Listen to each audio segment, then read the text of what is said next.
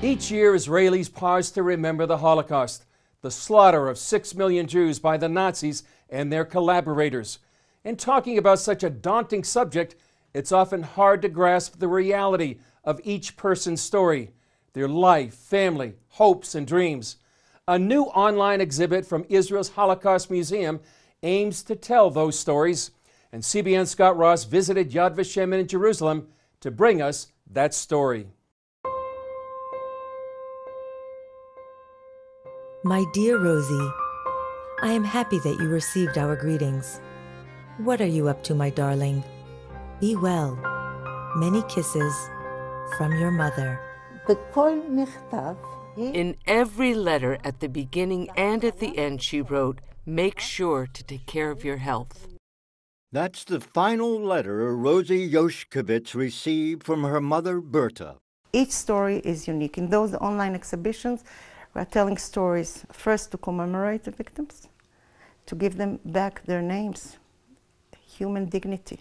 Yona Kobo oversees the new exhibit, Last Letters from the Holocaust, 1943. The letters were chosen because they are very intimate, very personal, very unique, because each handwriting is different from one person to the other. You can find stains of tears of those who wrote the letters and tears of those who received the letter. When you read these letters from mothers, fathers, children, what does that do to your heart? Sometimes it's tearing me apart. Sometimes I'm crying. How were they delivered? Was there there was no postal service in The post service worked the entire war, even in the camps. Censorship. Sometimes not, but I think they censor themselves. Kobo gave us an extremely rare look at Yad Vashem's vast archives, where I saw some of the actual letters. What does this say? That was written by a child. She was almost 12 years old. Her name was Regina Folkenflick, and she was living at East Poland. She was hidden at a Christian family. Her parents thought that was the best way to save her, by putting her in a good family. But the child was shot. The rest of the family survived. And her brother, now 84 years old, donated the letter to Yad Vashem. It's in Polish, and she's writing, "Dear mother and father and dear Dolik," her brother, "be well. Mommy, don't be upset. Please forgive me, Mommy, for writing so little."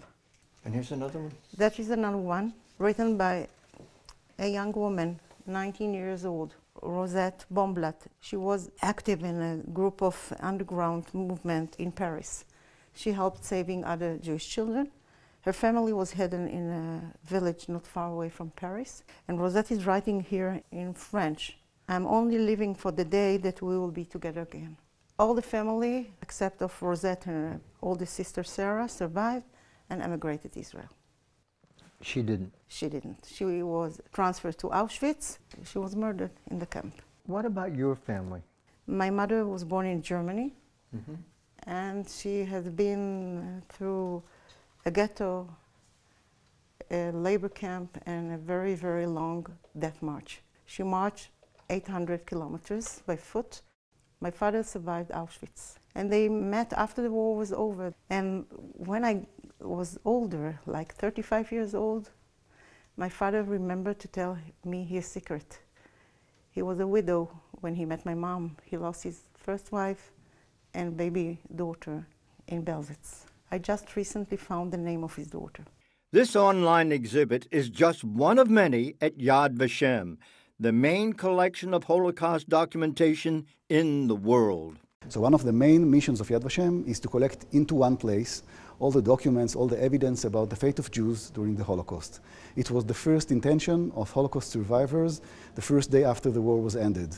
Dr. Chaim Gertner is director of the archives. We understood that the Nazis not only planned to murder the Jews, but also understood or wanted to annihilate, to erase our ability to know who were they and what happened to them. Erase their memory. So this is why Yad Vashem decided as one of its most important missions to collect all those pieces of huge puzzle of our joint history into one place.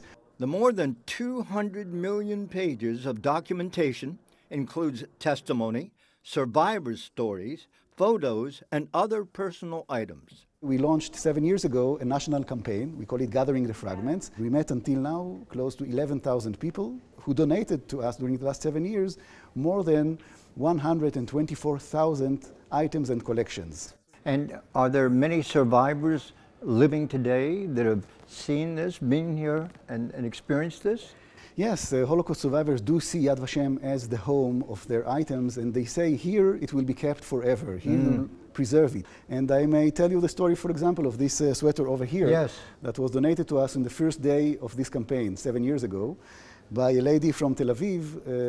It was belonged to her sister. So for her, it took a lot of time to decide to separate with that. The name Yad Vashem comes from the Bible. It means a memorial and a name. Yad Vashem, during the last 2 decades and more, is struggling to tell the story of individuals in the Holocaust. They were human beings that used to live in Europe and elsewhere, and they had lives, they had kids, they had dreams, and it tells us also something about their ability to survive during those years in those inability times. How important is it to have all this online?